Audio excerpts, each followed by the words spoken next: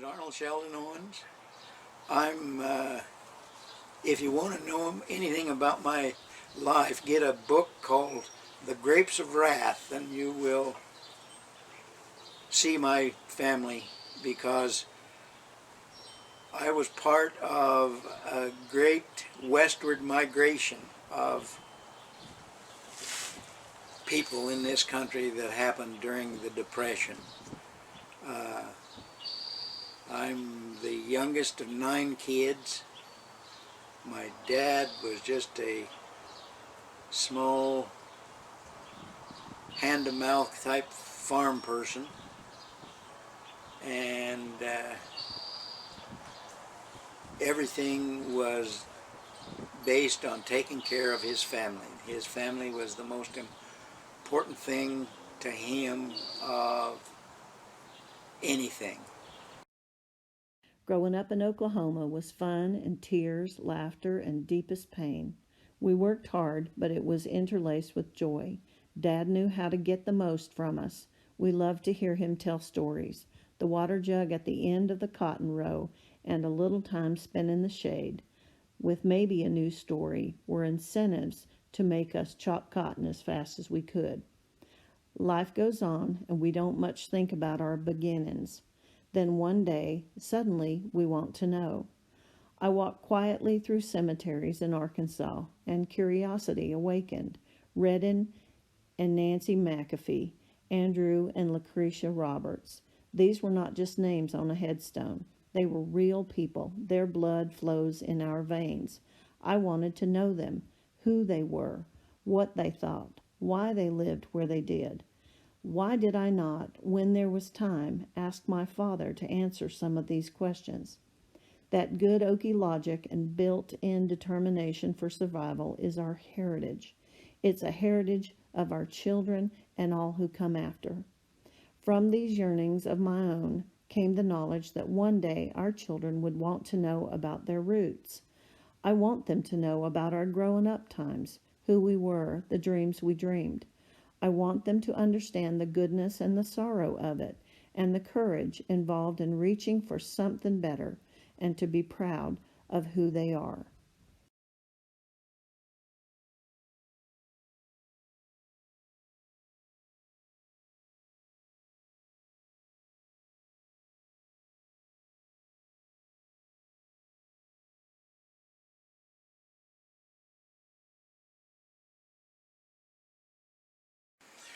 My name is Arnold Sheldon Owens, and I was born in Spavinaw, Oklahoma. My birthday is February 18th, 1932. Dad was Lawrence Wesley Owens, and he was born in 1890 Where? in someplace in Arkansas. And your mom? Was Winnie Smith, and she was born in 1894 Where? in someplace in Arkansas. They were born actually about 20 miles apart, I guess, in northern Arkansas, up in the Ozark Mountains. But they never met until they were in Oklahoma years later. They didn't know one another while they were in Arkansas. Do you have any idea why and when they went from Arkansas to Oklahoma? They were hard-scrabble farmers, and they were just struggling to make a living, like so many people were Sure. at that time. And I think they both moved from Arkansas because they thought they could live better in Oklahoma. One of the things that a story that I can remember her saying, she had a sister that was 2 years younger than she was. What was her name, remember? Mary. And Mary, when she was about 16 or 17, got married, and Mom was 2 years older, and she was just convinced that she was going to be an old maid. Your mom was going to be an old maid? She thought she was 18. and because nobody had ever asked her to get married, you know, and she just knew that it was. So how old were your parents when they got married? You remember what year? Well, they got married in 1914. So Grandpa would have been 24 and Grandma would have been 20. No. Where'd they get married? Okay. In Tahlequah. Tahlequah. That was the county seat of the county, I think. Give me the names and the birth years of your siblings.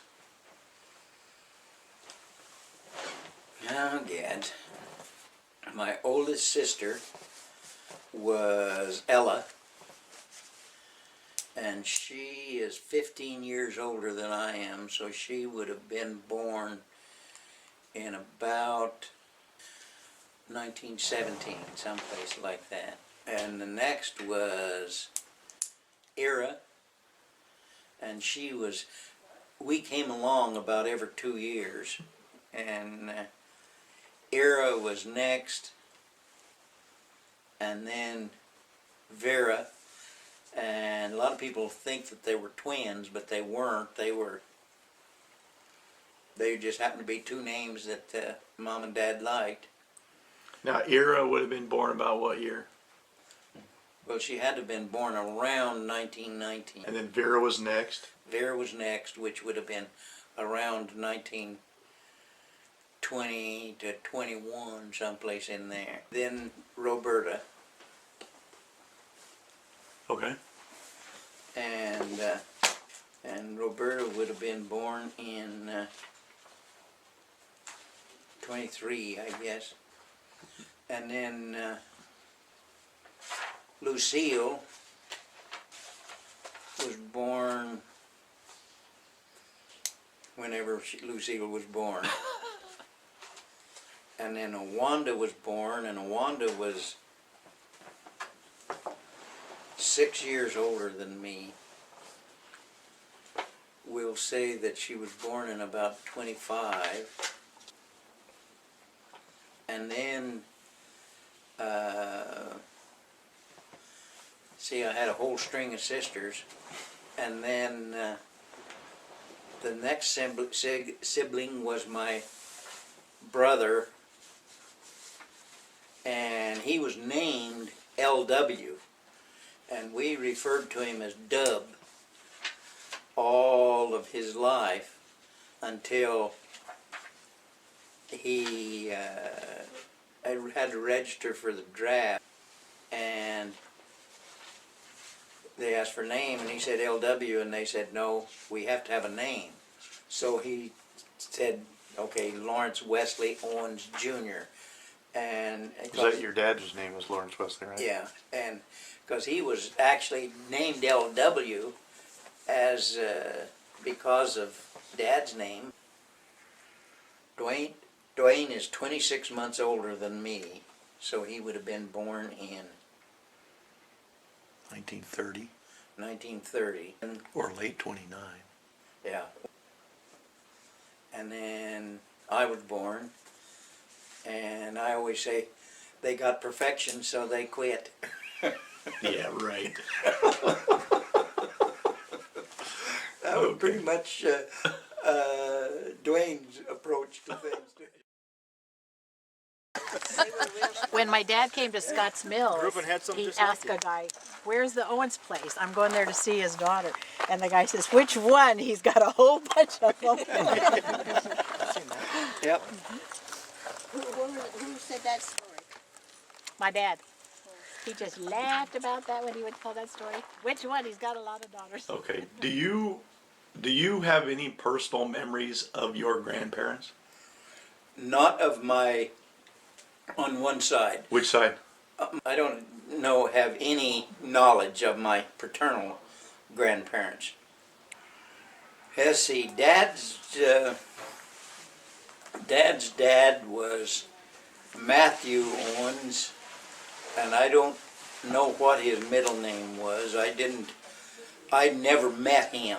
When my dad and mom married,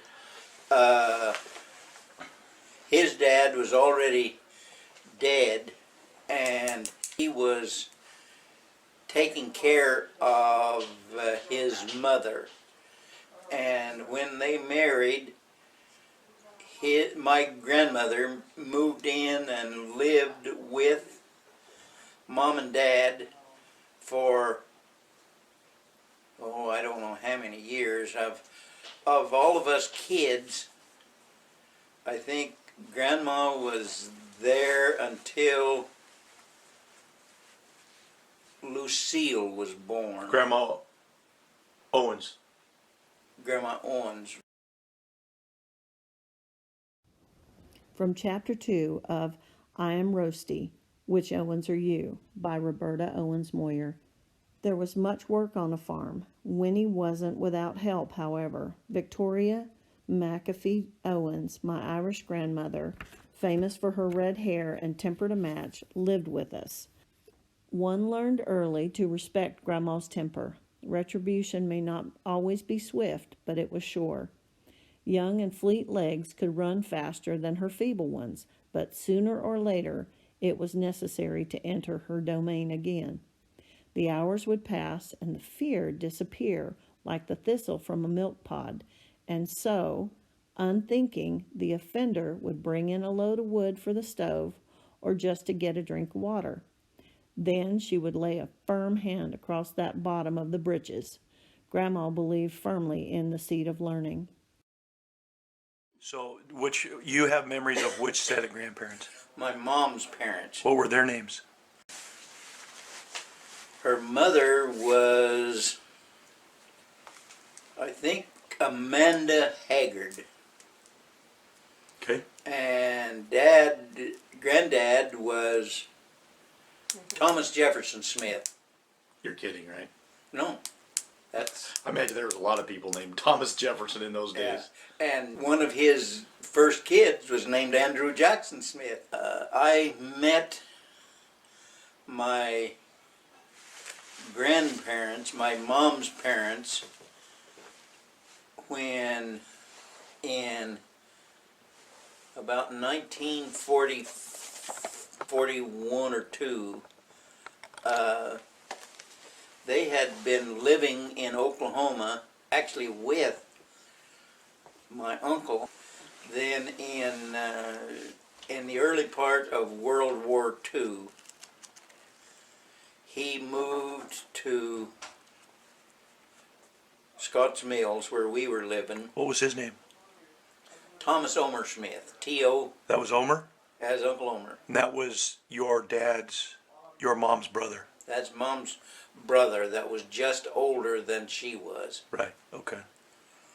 And they moved out here, and Grandma and Grandpa started moving around between some of Mom's siblings. What are your memories of them?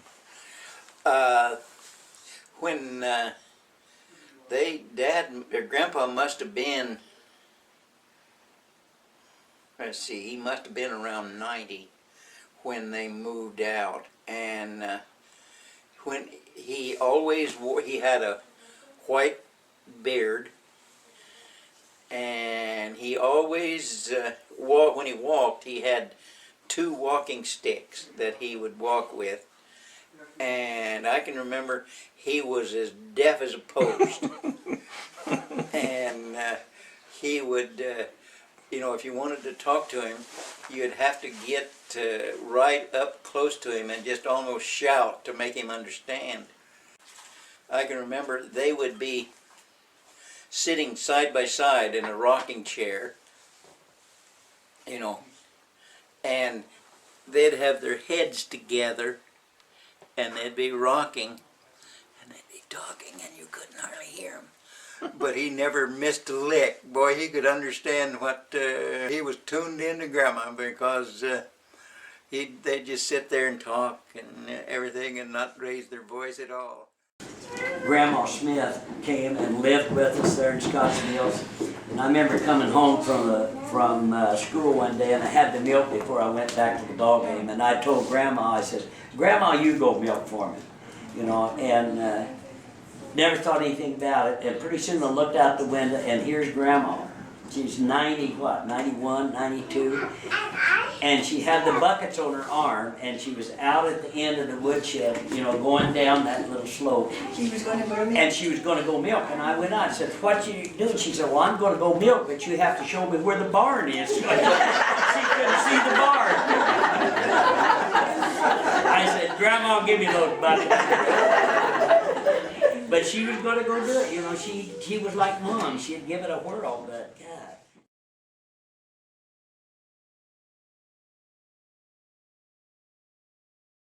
What town were you born in? Spavinaw. Was that where you lived in Oklahoma? Well, we lived on a farm out. But I mean, if you said that you had to be from a town, would that be the town that you lived in? Probably, yeah. The Little Place by Ella, Ira, and Roberta Owens. The Little Place is where I was born. It was a 25-acre farm nestled on the banks of the Grand River near Spavinaw, Oklahoma. It was the first farm my parents ever owned. The family moved there in the spring of 1920, when Ira was not a year old. 4 daughters, Vera, Roberta, Lucille, and Awanda, were born there. The little place with its modest 3 rooms looms large in the affections of our family. The house was heated by an old-fashioned stove with a stovepipe going up through the roof. In wintertime, we really got the fires going, and I remember the pipe getting so hot Dad went out in his long underwear without putting his pants on, climbing up on the roof to see that we weren't catching fire. We lived on the little place until after Awanda was born. A well was drilled, and a shed-like kitchen was added to the 2 existing rooms. The kitchen had a galvanized roof and was very hot in the summer and very noisy when the hail came down. The land was so rocky that Mother and Dad built a fence several hundred feet long out of rocks they picked up off the land. Grandma Victoria's Rocking Chair by Ira Owens Schumann. It's all we have left of Grandma. How can they take it? It belongs in this house. I was 5 years old. Uncle Redden had given the rocking chair to my grandmother, Victoria Owens. I didn't agree with my parents that he should have it back after Grandma died. Much of Grandma's life centered around that chair. She had been a widow for 14 years and spent much of that time living with my father. Not long after my family moved to the little place in Spavinaw in 1920, Grandma joined us. So did my cousin Bonnie, whose mother died when she was 5 years old. 6 of us lived there at the beginning: Mother, Dad, Ella, and me, along with Grandma and Bonnie. Before Grandma died, we were joined by 3 more sisters, Vera, Roberta, and Lucille. We had a limited number of beds, and for some reason, I was chosen to sleep with Grandma. Sometimes my legs would ache, and it felt so good when Grandma rubbed them. Christmas morning 1923 was really special. Ella, Vera, and I got out of bed as early as we dared and ran to the living room. There on the rocking chair were the most beautiful dolls we had ever seen. We knew immediately which doll belonged to which sister. Dad bought them with hair matching that of each daughter: blonde for Vera, brown for Ella, and darker brown for me. Some years later, Uncle Redden decided to leave the cook place where he had been renting and moved to California. My family moved into the house Uncle Redden was leaving. I was happy that Grandma's chair didn't go to California, but came to again live with us. We used it for the 9 years we lived at the cook place. Mother put the rocking chair front to front with another chair with arms, making a crib, This crib was used for each of my 3 brothers. The Cook Place by Dwayne Owens. In the fall of 1926, wanting his children to have an education, Dad sold the little place. After living on another farm for 1 year, the family moved to the Cook Place. The Cook Place was a 110-acre farm. This move was made by my father so his children could be close to New Hope School. At the Cook Place, Dad was a sharecropper. It never occurred to me that we were dirt poor. I never remember being hungry or dirty or wearing dirty clothes. The old house had 3.5 rooms with a front porch. There were 2 rooms in front with a long room partially divided on one end of the house in the back. On the left was the kitchen with an old wood-burning stove. In the center of the room was a table long enough for 11 people to crowd around for our meals. There was always laughter and much talking at each meal. Mom and Dad ruled the roost, so good manners were always adhered to. In the evenings, everyone crowded into the room next to the kitchen. It had a bed where Mom and Dad slept with little Arnold. It always had a beautiful patchwork quilt on it, so it would look nice when company came. Everyone sat around reading books except Arnold and me. We only looked at the pictures. As she read her book, my mother usually had a half-gallon fruit jar of cream she shook to make butter. The rest of us slept in the long room in the back of the house. The older girls put up a partial partition to have more privacy. Some events have always stayed in my mind. One memory is after a heavy snowstorm. I can remember seeing snow that had blown through a crack in the wall during the night on my sister's beds. The girls would tear out pages from Montgomery Ward's catalogs or newspapers, and with flour paste made by my mother, would paste the papers on the living room walls to help insulate. The house they were living in, she and Ira and maybe a couple others were sharing a bed, and she said you'd wake up in the morning, they'd wake up in the morning and there was snowflakes on their bed. Oh, that was in Oklahoma. Oh, I thought when it had cracks in the wall, you could throw a cat through, and it'd snow right in. That was the extension that we used to snow on our bed all the time, because Dad and Ella and I built this extension on that room there. Oh, where we had in Oklahoma. or the girls' room where we were there. And when it snowed, the rain didn't come in, but when it snowed, that little fine snow would come through on the bed. When it was hot in the summer, everyone gathered on the long front porch and watched fireflies. All the folks talked to each other. They brought along their portable air conditioners. Actually, they were fans propelled by each person's hand. Another fond memory is getting to ride old Corbin. Dad raised Corbin from a colt. He was a beautiful white workhorse. Well, I would say one thing. Mom did a lot of plowing, and because she was the oldest, and she said one of the things that she liked about it was that when she came back in, she and Grandpa would be out plowing, and when she came back in for the midday meal, she'd get to sit outside the house with her chair tipped back and read Zane Grey like Grandpa did until the meal was ready, because other girls got to make the meal, and she got to read and tip her chair back just like Grandpa did, because she'd been out doing the plowing. So that was one good thing she said about the plowing. She got to read before the meal and let other people make the dinner. I just can't imagine Ella, having to work and plowing like a man. Sure it is. Yeah, I know. Well, the year I was 14, when I graduated from 8th grade, I did, Dad had two teams. I did all the plowing with him all spring, and I stayed out of school, because I'd already taken my 8th grade examination, so I'd passed already. So I stayed out. And as a present, you get the plow. yeah, well, not as a present, it's because it needed to be done. Corbin by Roberta Owens Moyer. The 9 children of Wesley and Winnie Owens have varied memories of growing up in Oklahoma. We remember the names given to some of the horses and cows. All of us remembered Corbin. As far back as I can remember anything, remembering Corbin as being part of our lives. I see his white coat shining in the sun far across the cornfield as he and old Newt pulled the cultivator Dad is walking behind. I see him hitched to the wagon filled with cotton ready to transport to the gin and strang. I see him as part of a team pulling a wagon loaded with Dad, Mother, me, and all my siblings, our only transportation except for our feet. Dad really loved Corbin and thought he was very smart. He learned to turn the latch on the corn crib and get his head inside to get a good meal.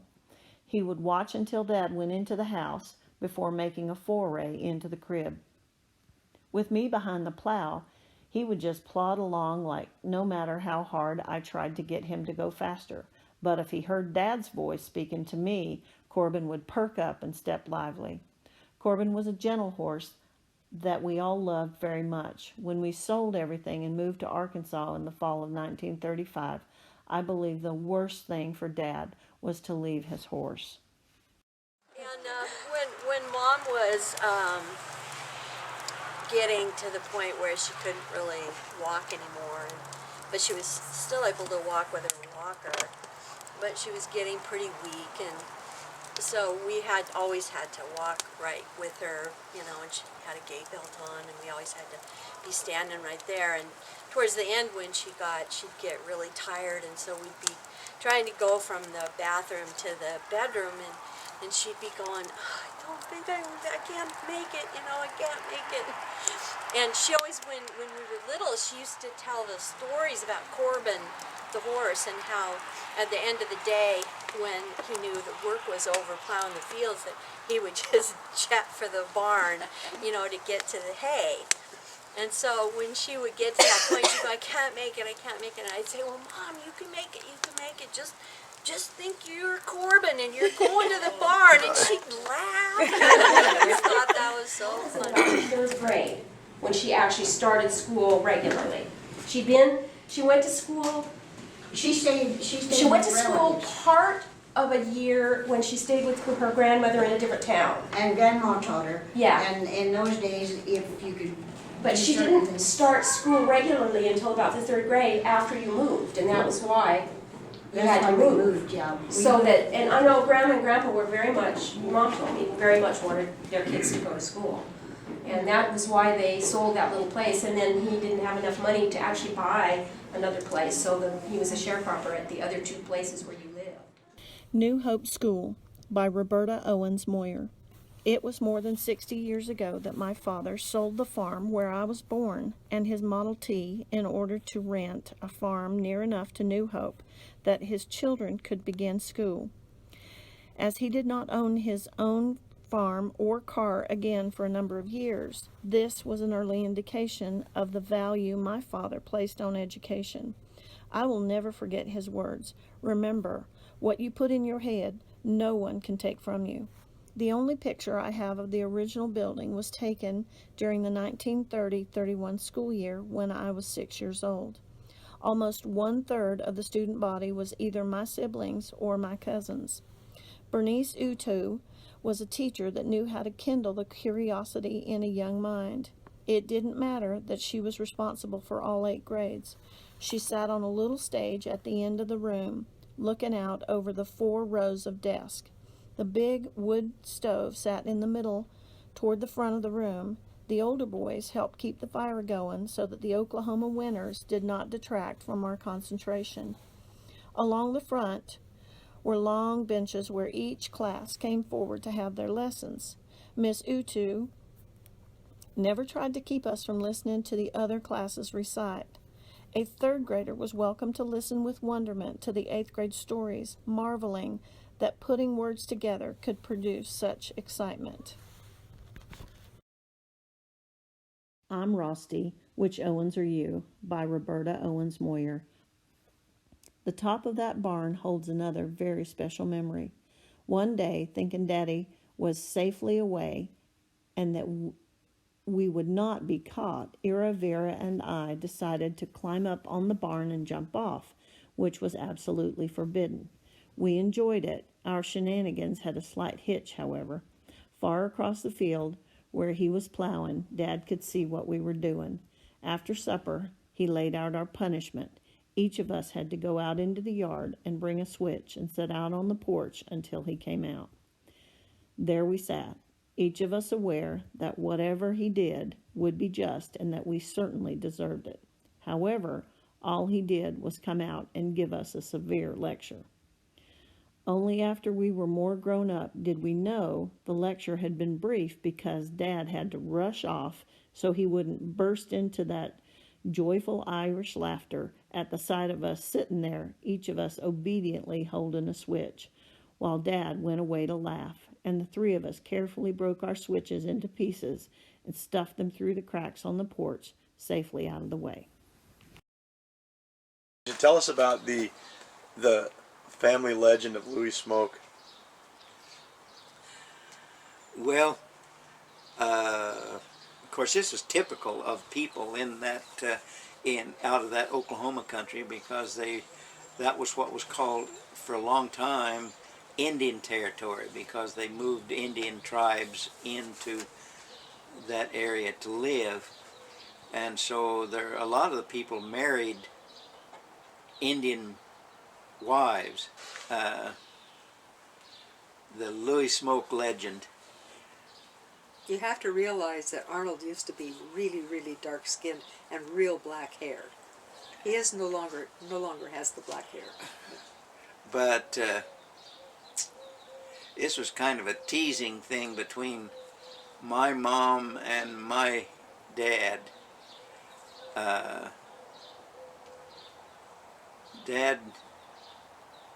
There was a neighbor when I was a kid named Louis Smoke. He was an Indian, and Dad used to tell my mom all the time, said, I think Louis Smoke probably snuck over here a time or two, and that was why... and she would say, oh, Wesley. Oh, yeah. Yeah, that was...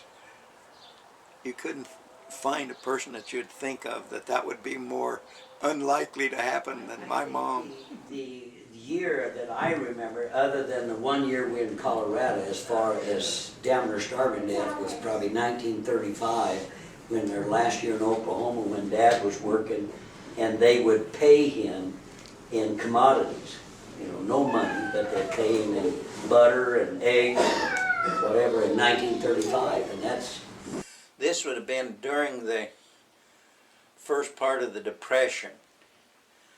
And Dad always said he had the best crops he ever had in 1929 and 1930, and couldn't sell a thing.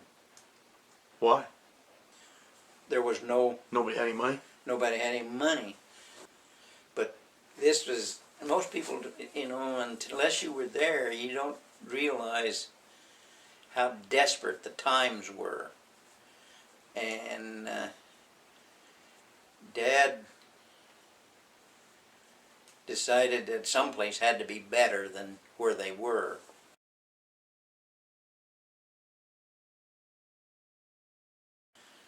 And we moved to Arkansas and bought a little... When? What year would that be?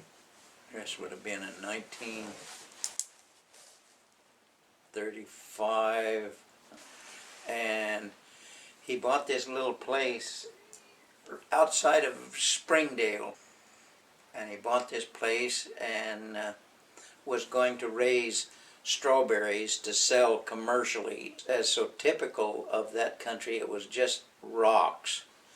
And he said it'd grow stuff, but when you'd plant strawberries, you'd pick up a flint rock and put it down on top of a flint rock, and put the flint rock back down on top of it, and they would grow. So he had these aspirations of growing strawberries, and but he just couldn't make it go because it took too long for the strawberry field, and he didn't have a big enough place to do much, and he had to feed us 9 kids, and so...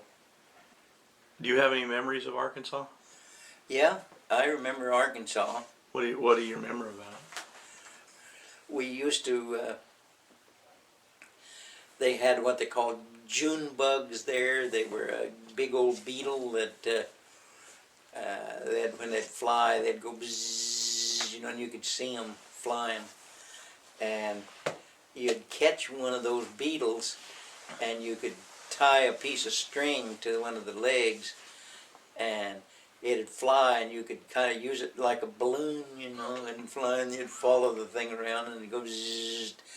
And I caught one of those beetles, and I was proceeded to have my own live balloon, a live toy.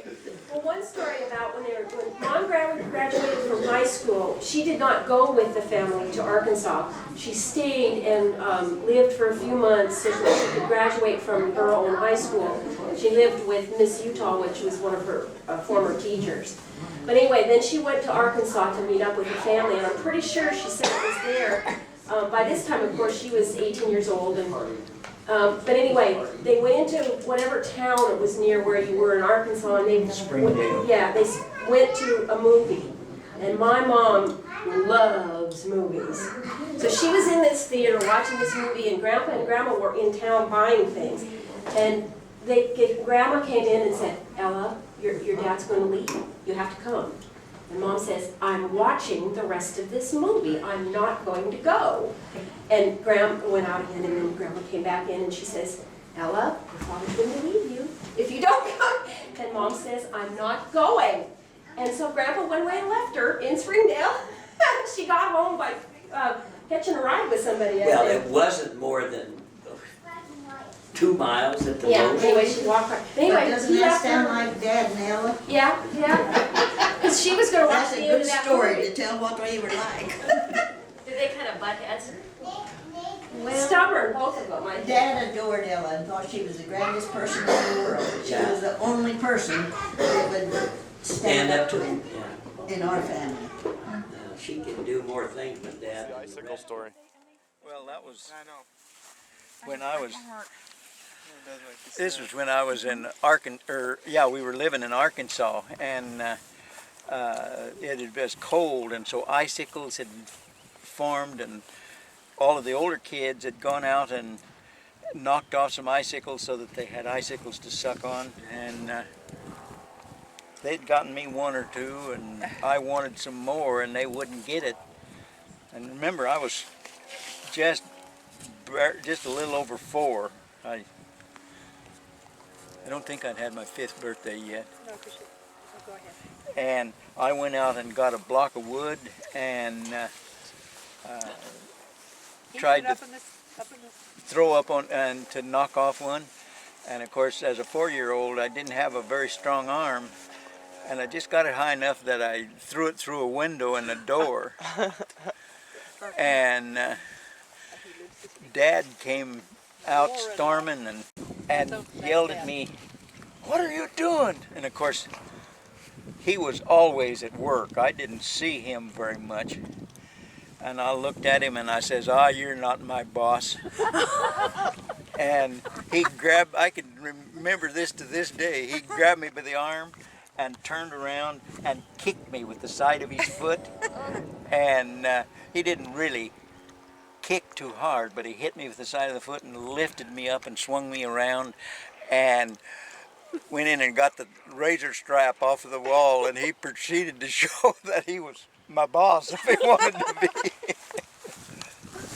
So you went from Oklahoma to Colorado? No, to Arkansas. Oh, to Arkansas. And that was like jumping from the fire into the furnace. Well, we had a nice home there, and we had. But But you having obviously money, couldn't make it go. Mom always said that was financially was really a tough year because Dad was working for some chicken farmer, and he didn't really need him during the winter, but he knew that Dad had all those kids to feed, so he paid him 50 cents a day to work when he really didn't need him. Arkansas Christmas by Roberta Owens Moyer. Arkansas has been nicknamed the land of opportunity. I didn't consider it that when in the fall of 1935, my family moved to Springdale. I remember it as the place where I spent one of the most miserable years of my life. I was 13, a freshman in high school, Until now, I had always gone to school at New Hope, the country school near Spavinaw, where I knew everyone and where I belonged. But Springdale High was a town school. Most of the students wore store-bought clothes all the time. It didn't matter to them that Roberta Owens finally had her first dress that was not made by her mother. Every day I walked to school with my sisters Ira and Vera, who were sophomores. We always walked to school and understood that's what feet are for.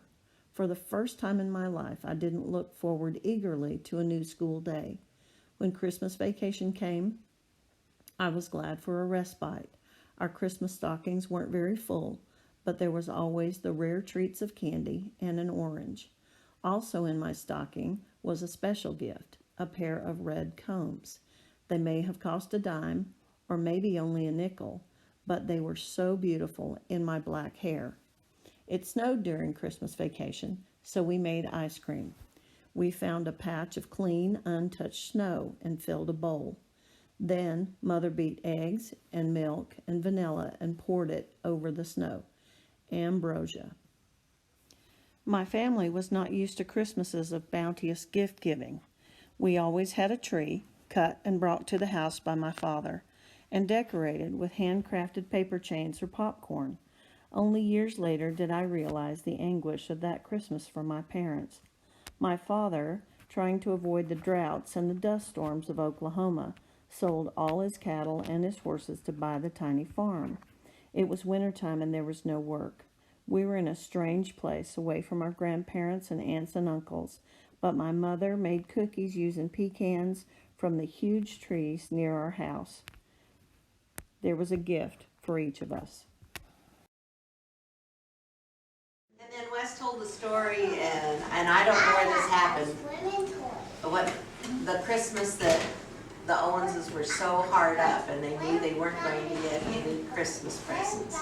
And he said we woke up Christmas morning, and we each had an orange and a penny, and they just thought Christmas was great. That. You remember? Anybody remember that? About getting an orange for Christmas? Oh, Mom always talked about that. The what? Getting an orange. Oh, well, we always, We always got an orange. And well, that's it. Wes always made sure that the kids had an orange, by their stocking. But a penny was, that was you or Gwen that could tell about Vera. We've been telling, they've been sharing. Yeah. Mom, you Well, when you were talking about the stockings at Christmas, I do remember Mom always putting nuts and oranges in our stockings. Have you heard the story? Well, it's almost like a Little House on the Prairie story, because I read that book to my students, and the penny, that was in there, so it's just kind of what poor people did, I think, But to have an orange also from California, I think was so kind of exotic in a way, or Florida, or wherever it came from. That's always the feeling I got, was that it was a real blessing to have that. Where'd you guys go after Arkansas? Well, we lived in Arkansas for a year, and Dad saw that he wasn't gonna make it, and sometime in that spring, Dad traded his place for a 1935 Ford pickup. I think it's a 35. It was almost new, probably about the best outfit that we had ever had. And we headed west.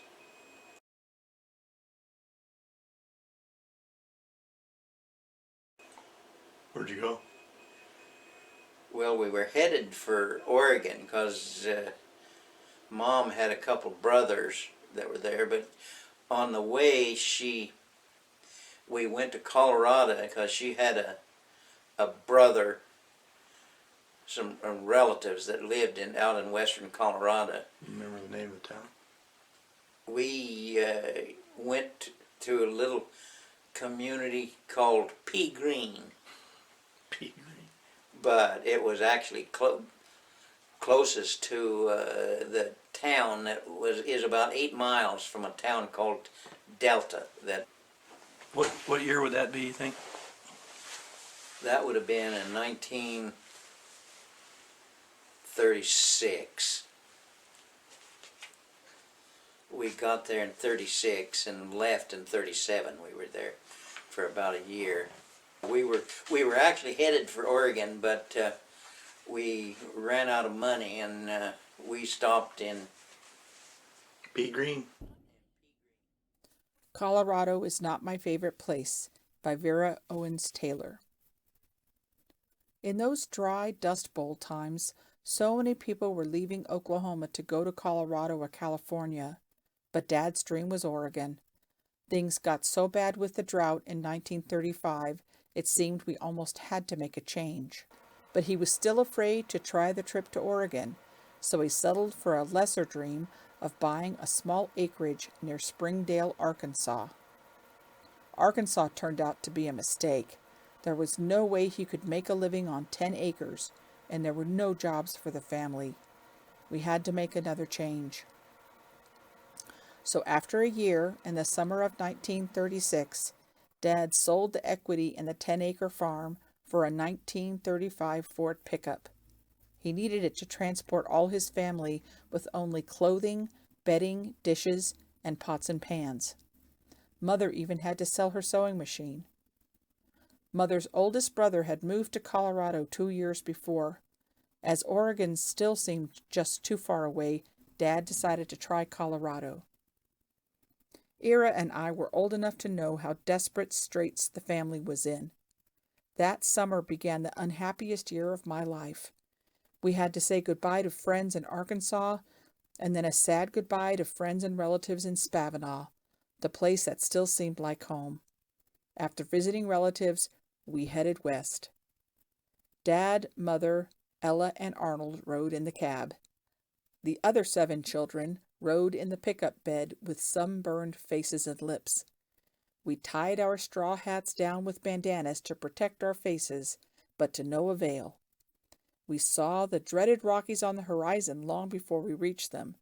We gazed in awe and wondered, can we make it to the other side? When we reached the Uncompahgre Valley, we found it to be a hard life. The soil was mostly adobe, and when it rained, the mud stuck to your feet like tar. Then the snow and cold came, and it was hard to do much. Fuel was scarce. Drinking and usable water had to be hauled and kept in barrels and cisterns. We called our first place the sheep shed. It was a small, desolate shack that had been used by sheep herders. Then we moved to Pea Green. We shared a house with an old bachelor. There was a little sliding opening between the kitchen and our part of the house. Sometimes he would peek through at us. I was glad when we moved to a house down the road from Uncle Jack. It wasn't as nice a house, but there was no one to peek at us. Dad found a job for $1 a day. We were all unhappy, and I knew Mother and Dad were very worried. Dad had traded our 1935 pickup for a 1927 Chevrolet sedan, plus some cash. Another place that we referred to as the sheep sheds, and it was a place that the sheep had been raised, and that they, I think probably where they had brought their sheep in to lamb and stuff. And So that smelled good. And the place was just a mat of manure that had been steeped down, and us boys would go out and you could just rake it up in about a inch thick layer, and we would scoop up and get these layers and then stack them up, and we'd get them stacked up to where they were about as high as my head, which, you know, would have been 5. 3 feet tall. So they weren't, and we would play King of the Mountain on those stacks of sheep manure. What I remember about Colorado was coming back from school, and I think Lucille was one of the culprits of that, or Wanda. We stopped at the apple deal there, and the guy gave us all apples. And of course, like all the boys, I ate mine in 3 bites, and my apple was gone. I remember this little gal going along, tossing hers up in the air and catching and tossing it. Well, she tossed it up in the air, and I grabbed it and bit a big hunk out of it. And she cried, of course. She was my age, 2nd grade, I think it was, or 1st grade. And so I went home, and the girl squealed to Dad. And I had my choice, take a whipping or taking her a sack of pecans to her. You know, we had that big pecan tree out there.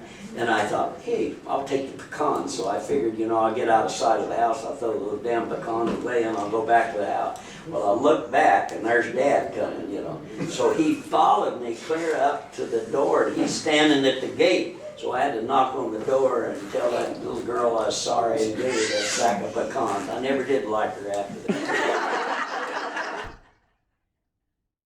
The Trip West by Ira Owens Schumann. The trip west was quite an adventure. We could not afford to stay in motels, so we camped along the side of the road. At night, Mother made a long bed on the ground, and we slept in a row with Mother on one end and Dad on the other. Any food that was cooked, Mother had to prepare over a campfire. We ate lots of cheese, crackers, and bologna. We still didn't make it to Dad's much-wished-for Oregon. We ran out of money and had to stop in Colorado, where Uncle Jack and Aunt Sally lived. We spent 1 year there. This was not an easy year. There was not much work for Dad, and no houses for a family as large as ours. Dad supported us all that winter by working for $1 a day. He worked 6 days a week. About half of the $6 he earned weekly went to pay our bus fare to school. After 1 year, Dad said, "There must be some place where you don't have to buy your drinking water." He decided to finish the trip to Oregon. Worked for farmers around, and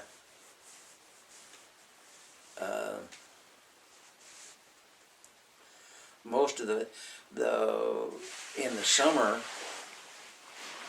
he would take his girls out, and they would work.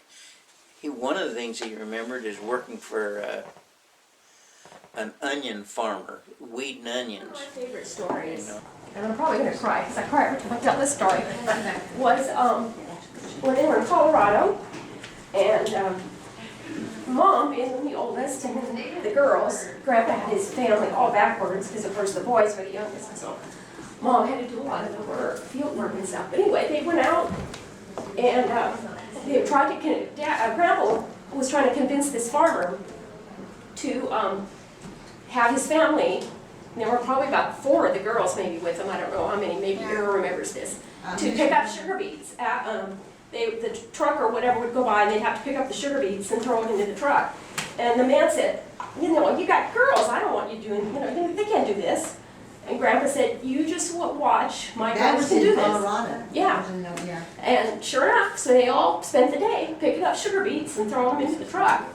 And I don't know why I cried. But anyway, that story, I think it's a nice He would tell I believe it was in Colorado, and things.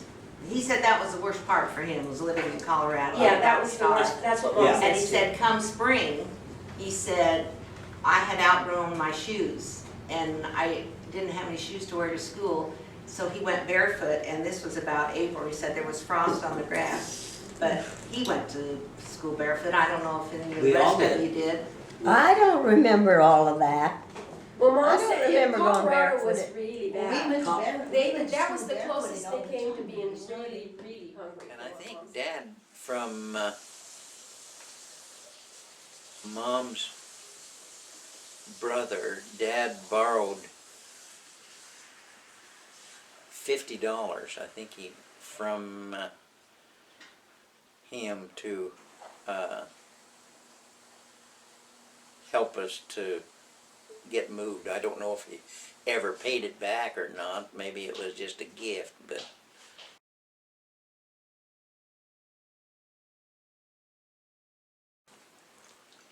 So you left Colorado, would have been the summer of 37? We got to Oregon in June of 37. How'd you get there? Dad, he had sold, I'm sure, the pickup, which was probably worth some money, and I'm sure he'd sold it to live on, and he bought an old 1927 Chev and a trailer, and we piled everything that we could into the trailer. And I can remember this very well because I was getting a little older all the time. Dad drove, Mom sat in the middle. Ira, because Ella was not with us when we moved from Arkansas or from Colorado, and Ira was on the outside, and I sat in Ira's lap. And in the back seat, the other 4 girls sat across in the back. Dub and Dwayne took buckets and turned them upside down in the footwells, and took a gunny sack, or as we called them, a tow sack, a burlap bag, and folded them up and laid them on the top of them, and then they sat on those. I always said, I don't know how they ever got by without having a permanent imprint of a bucket ring on their butt. Have you checked them? Maybe they do. Maybe they do, yeah. We came out Highway 30, which is essentially follows where 84 goes. Yes, and at night we would just stop beside the creek someplace, or a river, and we'd take the 2 mattresses and lay them end to end, and then we'd all of us lay across on the mattresses, and Mom would be on one end, excuse me, and Dad would be on the other end, and all 8 of us kids would be in between. And that's the way we slept. And I can remember a couple places we stopped where the mosquitoes were so bad that you had to you'd put your head down underneath the covers until you got so hot you couldn't stand it, and then you'd stick your head out and the mosquitoes would start feasting on you. We got to Oregon and to where my uncle lived, close to a little town called Markham, and we got there in June, and my uncle and his family were up in the Silverton Hills picking strawberries for a guy. That's the way they were making their money. Dad bought a great big World War I tent, big center post tent, and we put that up out in my uncle's orchard, and that's where we stayed, and Mom and I stayed there, and all of the family went up to where the strawberries were being picked, and they picked strawberries. This would have been in June of 1937, and they picked strawberries, but it was getting towards the end of the strawberry season, and they picked until the strawberries were over, and then we went back and went to a guy over by Molalla where we picked beans, and we took our tent with us and stayed in the tent, and then As I recall, Grandma Owens told me once that she made the comment, I guess I'm going to have to spend the rest of my life living in a tent. I don't know how discouraged, what time that was, but evidently she's lived in it long enough to be tired of it. yeah, well, after strawberry season, we picked beans for a family over out of Molalla, on the Molalla River, and we moved the tent over there, and we lived in the tent over there until after bean season was over. Everybody fit? So you were gypsies. Well, migrant worker. After the bean season was over, we went back to my uncle's, who actually was renting his house from a guy that grew what was called hops. And we went to there and picked hops for the guy. And when, by that time, it was getting close to where school was going, and school was very, very important to my mom and dad. So they wanted to find a place where we could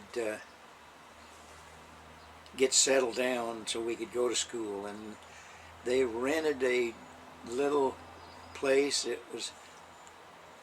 had an old run-down house.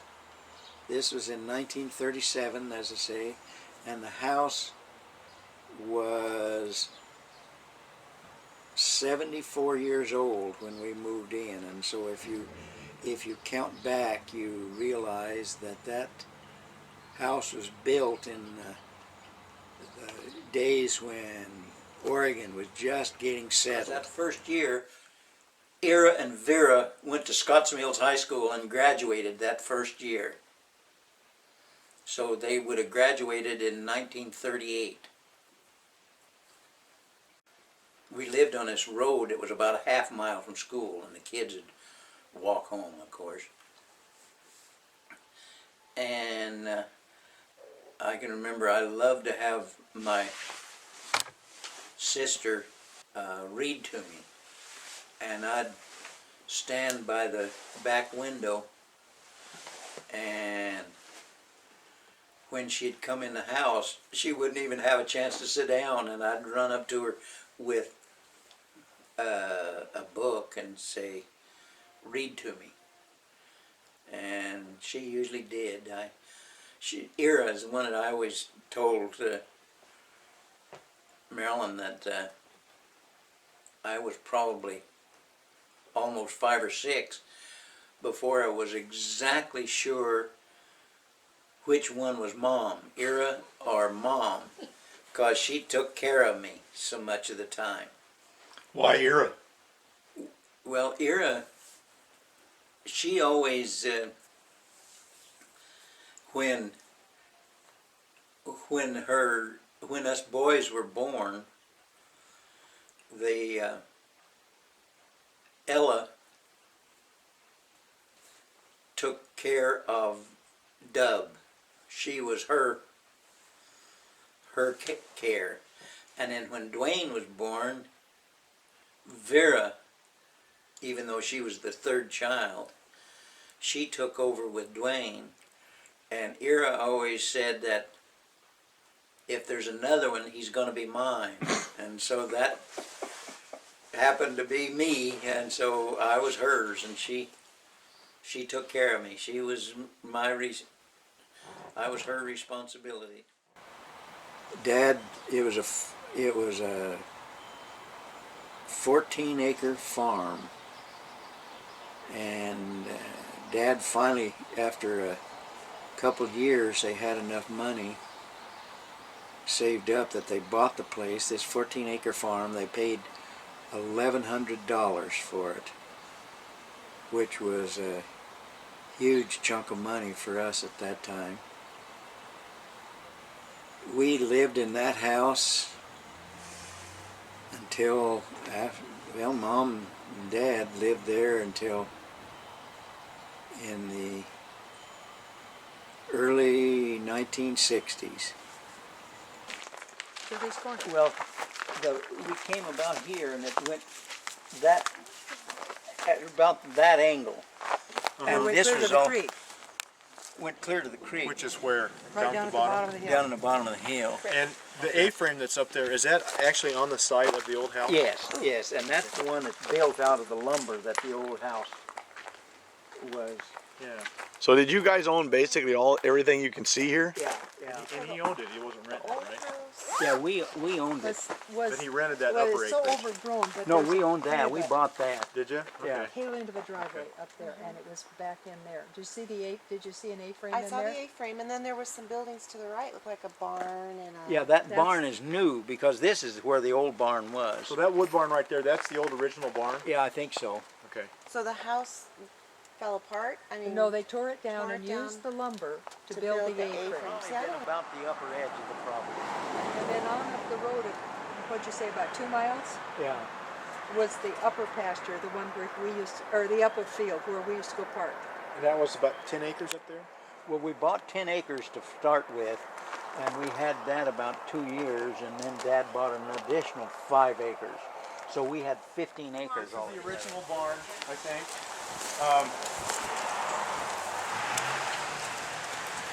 And if I remember right, So they played like right out of here. yeah, This right is where out they of here. ran I away. think This is where they ran away from Arnold. Yeah. well, wasn't that right along the front of the house here? There used to be some additional buildings right along here. Yeah. And there was like a little boardwalk that ran Yeah. along the front of the house They and ran the building. They ran this way. And the woodshed was on the other side of the, kind of opposite the No, the woodshed was one I part, mean, and those then the next buildings part that was. they would be over kind of where that little shack is now. well, didn't the original farmhouse kind of go right here? Yeah. Because where's that holly tree? She said that's still here. Oh, the there holly was tree. a My mom used to talk Yeah. about the holly tree. Yeah, there's a huge holly tree, and I know the house backed up to this. You came in this way, you walked into the kitchen. And then there was another But there was a side. door that came into the living room, On which the other was like, It faced no, the it road. wasn't across from it. It was, the house was like this, and the kitchen door was here, and the front door was Right, there. but you went in the kitchen this way. Yes. Because Yes. I So the think front the door house. faced the road. Yes. Okay, But I- nobody ever used it. No, I no, never it's saw it just- over. Yeah, I always remember coming into the Yeah, kitchen, we always and then did. so then the boardwalk ran kind of this way, This way. and went out towards the barn. Yes. Yeah. But it didn't Yeah. go clear to the No, barn. this is the There's holly another tree we always driveway talk over about, there. right here. Right here. This humongous holly tree right here. Not the tree. And I remember it being huge when I was a little kid. It doesn't look nearly as huge as I remember. The Holly Tree by Roberta Owens Moyer. I never see a branch of holly without remembering the old house on Crooked Finger Road in Scotts Mills and the holly tree that decorated the front yard for a quarter of a century that it was home to my parents. Over the years, when life took us far from the familiar hillsides, there it was, a sentinel welcoming us back to that warm and wonderful place where we always felt welcomed and loved. Or when we could only go home in our hearts at Christmas time, snippets of the lush green foliage came to us wherever we were, not only decorating our homes, but assuring us that we still belonged to that special place. The holly tree could also be called the picture background place. In the beginning, it was our little Kodaks, ordered from the Ward's catalog for $2, that recorded the special events of our lives beside that tree.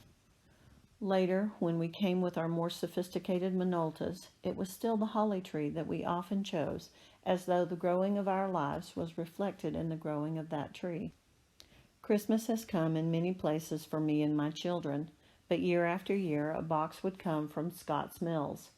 In it would be branches from the holly tree and walnut meats from the big trees that stood at the edge of the cornfield beside the curve of the road.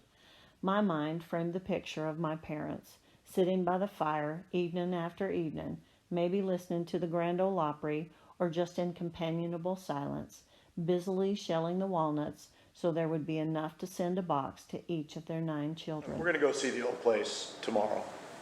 Does anybody in this group have any memories of the old place?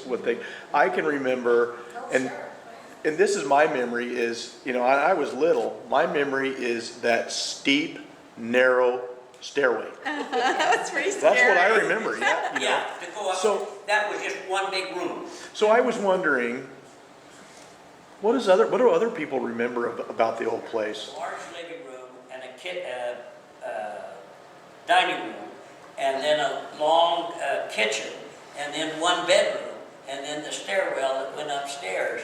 to the big room upstairs, wrote some articles and stories, and she called it the Pink Room.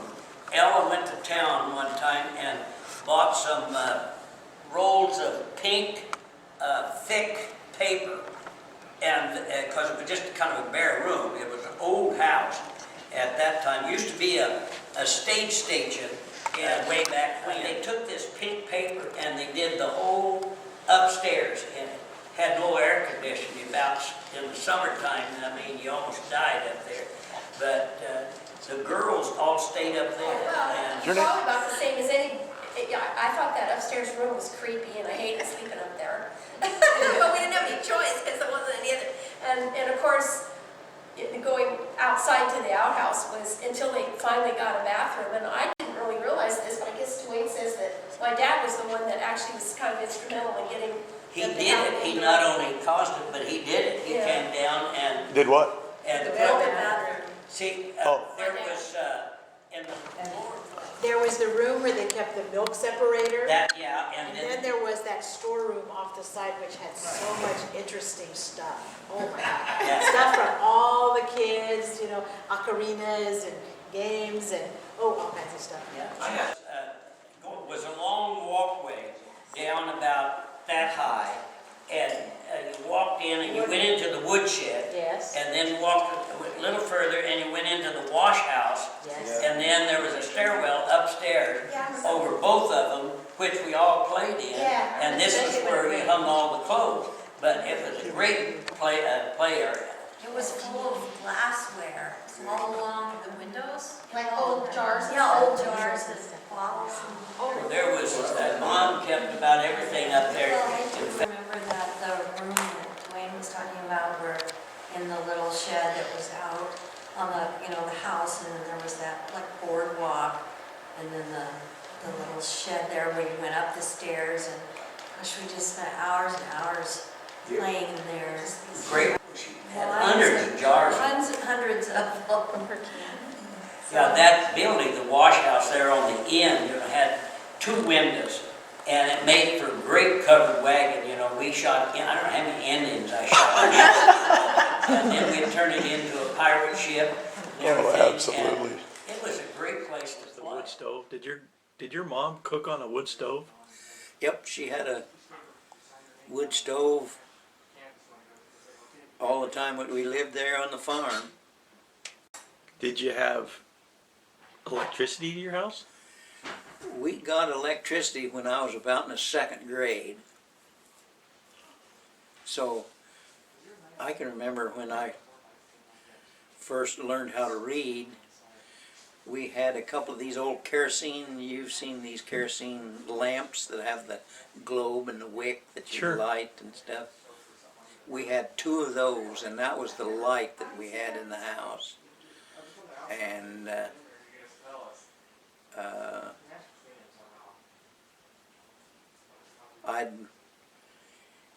we had a mantle like this, a fireplace.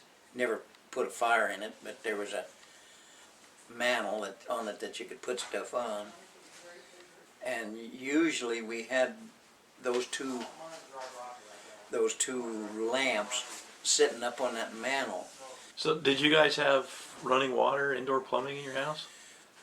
Never indoor plumbing until, well, in fact, we got indoor plumbing when Dad had his leg amputated up in my. Okay, where'd you go to the bathroom? We had an outhouse out on the end of the garage.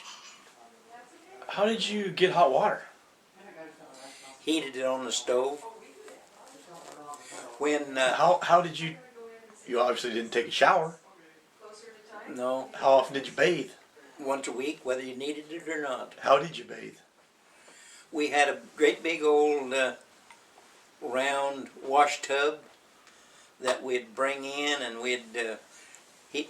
We had a big boiler, a big container that we put on the stove and make it hot. But we had running water, just cold, fresh water, came into the house. From where?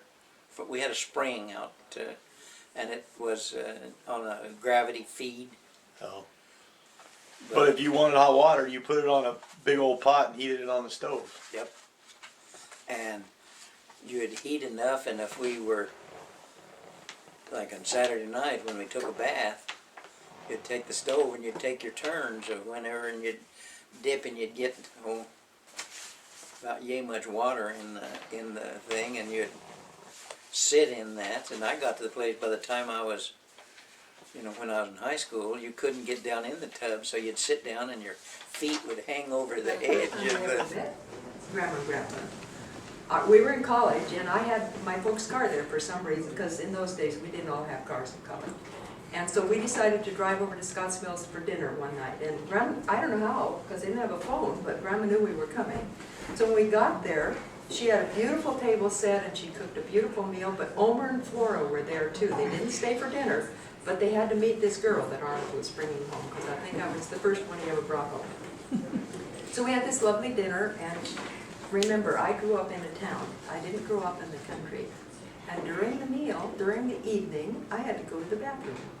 And mentally, I went through every door, and I couldn't figure out where the bathroom was. And I was too shy to ask Arnold or to ask Winnie where the bathroom was. So when the evening was over and we drove back to Linfield, it was the shortest goodnight kiss in history. I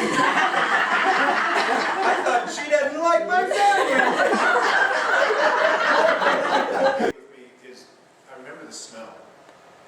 Because you always went to the kitchen. I don't remember going into the kitchen, and there's always this combination of kind of mustiness and wood smoke from that wood stove that they always had going in there, bacon, and I don't know, just that house just had a real distinctive smell. And every once in a while I'll go into an old building and I'll get a whiff of a smell that reminds me of that, and my mind goes back to that kitchen. Sitting in there. The Fragrance of Home by Roberta Owens Moyer. Approximately 1/4 of a mile from Scotts Mills, Oregon, was the old frame house that became home for my parents and 8 siblings that summer of 1937.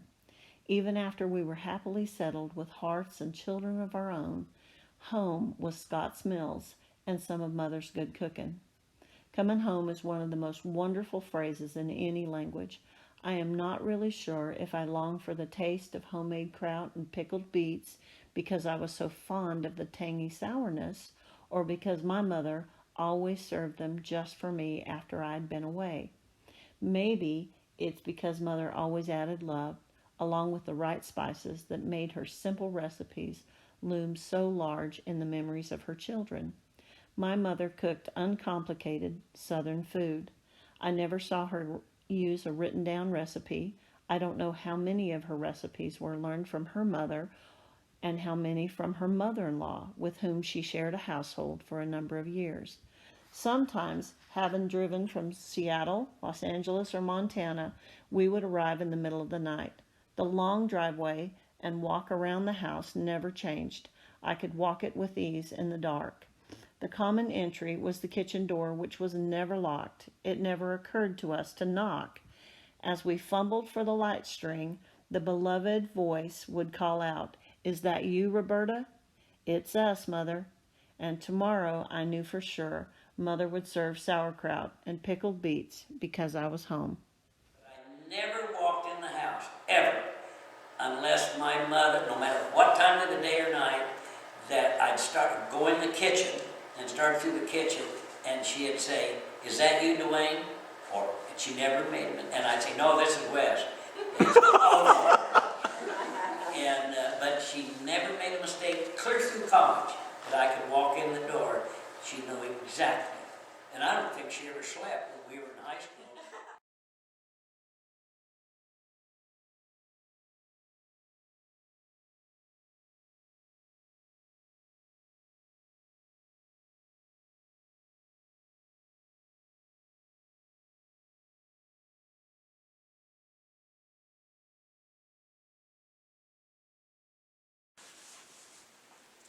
What kind of personality did your dad have? If he wanted to be, he could charm the wheels off of a boat,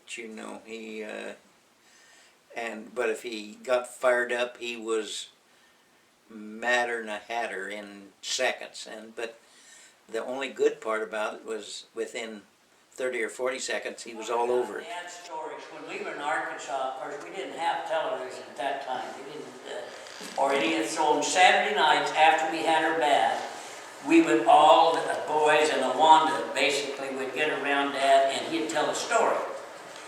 Great storyteller.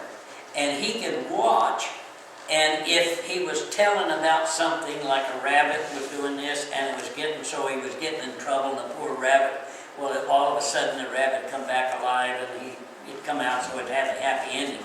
Well, the rest of the girls would be all the way around, and when Dad would tell his story, they'd be reading a book, you know, and not paying a lot of attention. But when he really got into his story, you could see everybody else would lay their books down, and they were listening to Dad's story too. And he would tell maybe for an hour, he'd tell all these stories. That's one of the things my dad always talked about. His grandpa was an amazing storyteller. And he loved the grandkids because he's kind of like me. You know, he could tell these big, tall stories to them, and they'd sit there with their eyes big and listen to him, and it was the gospel truth because Grandpa said it was. Grandpa Owens. We went to visit him in the old house that we're all talking about, which I remember the stove. Grandma, I can always remember Grandma standing there baking fried chicken on that wood stove and putting wood in there. It was so hot. The chicken was so good. But there was a grandpa story. I remember we were sitting in the dining room or the table, whatever that is right there, that was in there wherever we all sat and everybody ate. And there was a hole in the wall. And I remember I was sitting there at the table with Grandpa, and I said, well, why is there a hole in the wall? He says, well, I had to shoot it. Or something, or the gun went on, gun shot it. And I said, well, why did a gun shoot it? And he goes, because there were Indians surrounding the house. And I thought, wow. And I remember being scared to death of Grandpa. Yeah. And he was probably as big he was a real piece, pansy really, when it came to the kids, like Tom and Sonia. My memories of Grandpa was the same way, is he scared the crap out of me. But you talk to my dad and they say, that was not how he was. He wasn't that way until the last few years of his life. After Grandpa had his leg amputated and he wasn't well, Arnold and I were married, but Dwayne and Wes were not. So every Thanksgiving they would come to our house and I would stay home and cook and they would go hunt. That's the way it's supposed to be. I know, cook and babysit. And we ate a lot of boiled eggs when that was a standard breakfast at our house. So the guys were all off hunting and I fixed a soft boiled egg for Grandpa. Oh my goodness. There's never been an Owens alive that's ever eaten a boiled egg, and I'm not sure as hell not going to start now. And he just ran it and ran it. I thought he was going to throw it at me. But he says, Winnie, we're going home. So Winnie goes in and starts packing. And pretty soon Dwayne and Wes and Arnold come back and Grandpa says, we're going home. And Wes looked at him and said, good. When you're ready, I'll take you to the bus depot, but I'm not leaving until Sunday. Grandpa settled right down, and that was the last we heard of it. Yeah. Dad was what you'd call a binge drinker. Oh, was he? He didn't drink much, but like he used to say, if I got one drink, I'd fight everybody in the country to get a second drink. One incident that wasn't too good, I can remember, Dad came home and he had been drinking. And he said, come on, Arnold, let's go out and go hunting. You were in high school when it happened. And we hunted. There were gray digger ground squirrels all over the place, and we'd go down and plink them down in the pasture, and shoot them. And so because he just barely could stand up. And I said, okay, I'll go, but I'll carry the gun. Okay.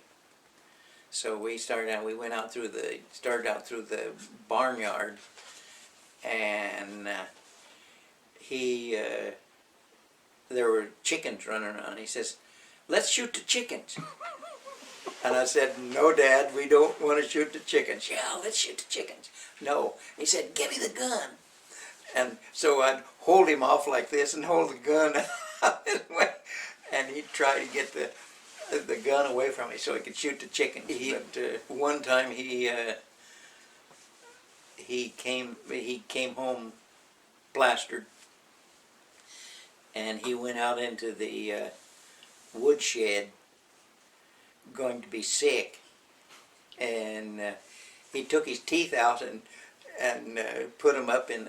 We had wood stacked up in the thing ready for winter, and he put his teeth up in the wood stack, and then when he came back to himself, he couldn't remember where he put them, so he was without his teeth for quite a while. Dad sometimes, you know, he would be like most men. They'd go in on a Saturday when we'd go to town or something, he'd get a little too much. He never came inside the house when he was feeling kind of up, you know, feeling tough for drinking. He would go outside and sit down underneath an apple tree and think he was dying, but he never came in the house until Dad made whiskey at one time, and the sheriff came and asked Mom if Dad was making booze, and she would never lie, and she said, yes, he is. And so they took him down to put him in jail, and when they got him down there and knew they'd had a family with all these girls, he said, oh, he'll go home. And so they sent him back home. And I could not understand his dad. I couldn't understand what he said. He had that thick Oklahoma drawl, you know. I could understand Winnie, but I couldn't understand. He probably took his teeth out. So I don't remember him having a draw. I guess I just never. You grew up with it though. See, I this guess was new to that's me. right. I guess I just grew up with it. It was just natural. Well, I think Arnold had more of the Oklahoma drawl than any of the rest of the kids. Or Except Mom and Dad. Lucille. Lucille's got a good one. Well, now I kind of just put it on because I. Believe me, I tried to get over it. The first thing, when I went to Scottsville, the boys used to laugh at the way I talk. I never would tell anybody I was from Oklahoma. They could Of tell. course, they knew probably, but I never admitted that I was from Oklahoma because I thought they'd call me a Nokie. Until I started going to Arizona, and now I'm proud of it. And I tell everybody, oh, I'm a Nokie. They probably knew it too, but I don't care. Were your parents religious? No, but they were very straight. Dad, even though he drank, was pretty straight in the sense that if you said you were going to do something, you did your best to get it done. Yeah. And Mom was just as straight arrow as you could get. Well, how do you describe Mom? She was just, Tenacious.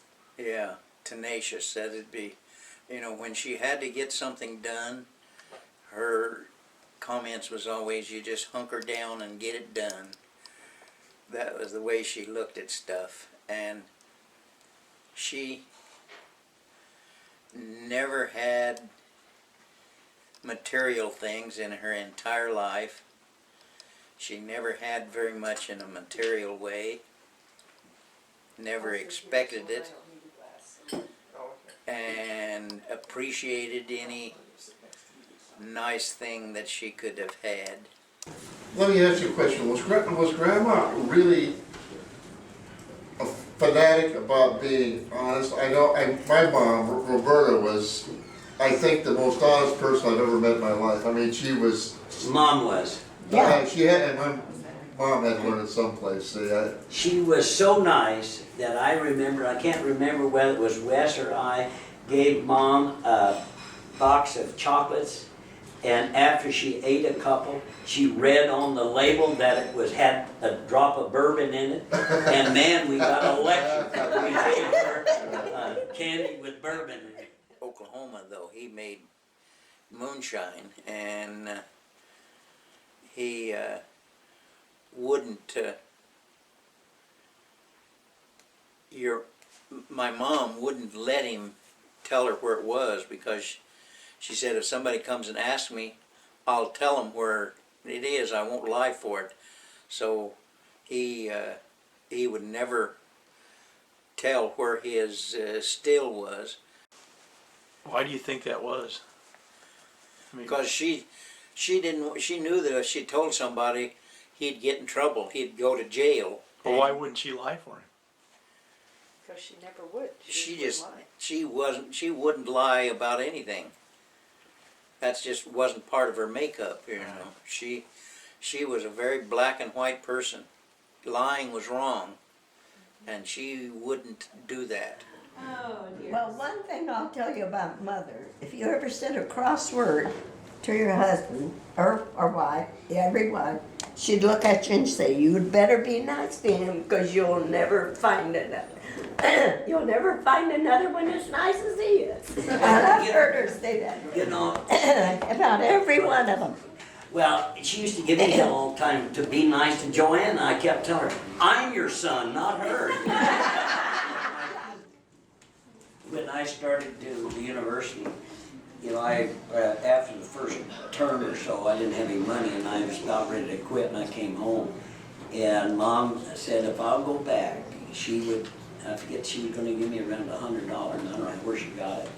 But by talking to her, I figured, you know, if she wants me to go to school that bad, there's no way that I'm gonna ever get out of the university until I got a degree. And I think that's probably the thing, I pleased my mother more than anything. Dad was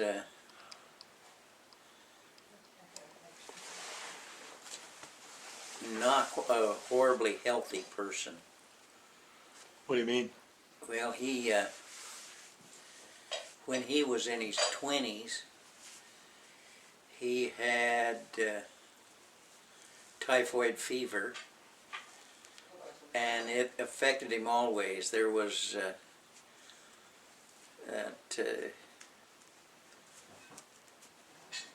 he wasn't really ever completely healthy after that. And his circulation was very, very poor. And he wasn't a real old man when he got a blood clot in the leg, and they had to amputate his leg. He had typhoid fever? He had typhoid fever when he was 20. When he was in Oklahoma. In Oklahoma. Yeah, because he had apparently at least twice the fatal amount of uremic acid in his system. He had built up a tolerance over the years. But they also said that's why he was so volatile. That is a characteristic. The doctor told me that when I took Winnie in when she had that stroke, and he was Wesley's doctor too, and I was saying, why is he so short-tempered? You know, he's just worse than normal, and he said he doesn't want to be. But was he amazed by just how much we progressed over the years? No. It never, you know. I think he was more amazed the fact that he was survived. alive. The Going of My Father by Roberta Owens Moyer. I cried for my mother's grief, but not for my father. The frail, worn shell was not my dad. It merely cradled his laughing spirit until it was time for him to go away. My father lived 70 years. He was not a perfect man or a perfect father, but I have many warm and wonderful memories. Quote, remember, anything you get into your head, no one can take from you. End quote. This philosophy of learning was reflected in each of his 9 children. It pleased him that all 3 of his sons became teachers. He loved the land and the freedom of space around him. We gathered from various places in December of 1962 to say our final goodbyes. The room was filled with relatives, friends, his wife of almost 50 years, and his 9 children. We had been a fortunate family, and death had not touched us often. I heard the pastor's words with the outer portion of my mind. Quote, Wesley Owens was a man of family and of the community, end quote. But at the innermost part of my mind, the pictures flashed. I saw him walking toward the neighbors in the soft evening between twilight and dark, that bald spot on his head flashing as he swung along. I never knew my father without that bald spot. I saw him, sweat pouring from his long, slender nose, pounding a horseshoe beside a forge under a big oak tree, while the mockingbirds sang high above him. The speeches ended, the audience passed by my father and left. I stood beside the casket with my mother, brothers, and sisters. My mother bent, kissed him gently, and said, "Goodbye, my darling." As I stood beside my father, peace filled my heart, and I was overwhelmed with God's goodness and the majesty of His craftsmanship that puts us into such workable and pleasant containers while we are here. Winnie Smith Owens by Wesley Owens, Jr. I come today not to mourn the loss of a beloved mother, but rather to sing praises of thanksgiving to the long and useful life of Winnie Smith Owens. Many words could be used to describe Mother's character: loving, enduring, forgiving, and staunch in principle. But because she gave life to me, I know such words fall short of describing the qualities I know her to have. Even at death's door, her concern was not for herself. In my last conversations with her, she spent much of her time expressing her love and concern for others, particularly her children, who were the center of her life. Although Mother usually appeared mild-mannered, soft-spoken, and gentle, without a doubt all 9 children could attest to the fact that they occasionally saw another side of Mom. The appearance of such a contrasting personality seemed to be directly correlated with the degree to which we had violated her standard of right and wrong. Somehow the peach switch had a way of convincing us that Mom was probably right. Today her legacy of principles lives on in her descendants. In Proverb 31, we find an epilogue written to a noble woman. My brothers and sisters will concur that this tribute describes our mother. It reads, "A woman of noble character who can find. She is worth more than rubies. Her husband has full confidence in her and lacks nothing of value. She brings him good, not harm, all the days of her life. She selects wool and flax and works with eager hands. She is like the merchant ships bringing her food from afar. She gets up while it is still dark. She provides food for her family. She considers a field and buys it. Out of her earnings she plants a vineyard. She sets about her work vigorously. Her arms are strong for the task. She sees that her trading is profitable and her lamp does not go out. In her hand she holds the distaff and grasps the spindle with her fingers. She opens her arms to the poor and extends her hands to the needy. When it snows, she has no fear for her household. She makes coverings for her bed. She is clothed with strength and dignity. She can laugh at the days to come. She speaks with wisdom and faithful instructions are on her tongue. She watches over the affairs of her household and does not eat the bread of idleness. Her children arise and call her blessed."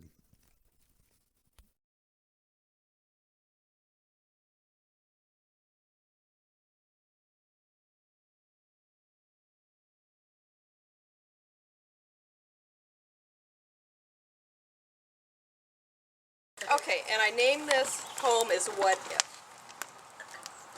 So, okay, so this is it. What if people never died? I might forget how special they were. What if wealth came from family love instead of gold? I would be rich beyond even Bill Gates. What if laughter and family stories were more powerful than drugs? I would be an addict for life. What if homes were wishes that could actually come true? I would be part of the Owens family and here with you.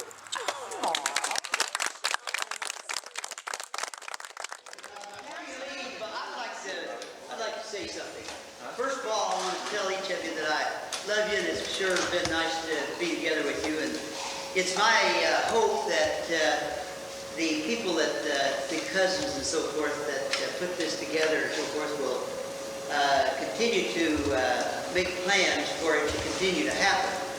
Sometimes I've been doing a lot of thinking about you know, the group and so forth over the last few weeks planning for this and so forth, and I've wondered why that this family, the Smith and Owens family that's been together, and what makes them kind of special. You know, you are special.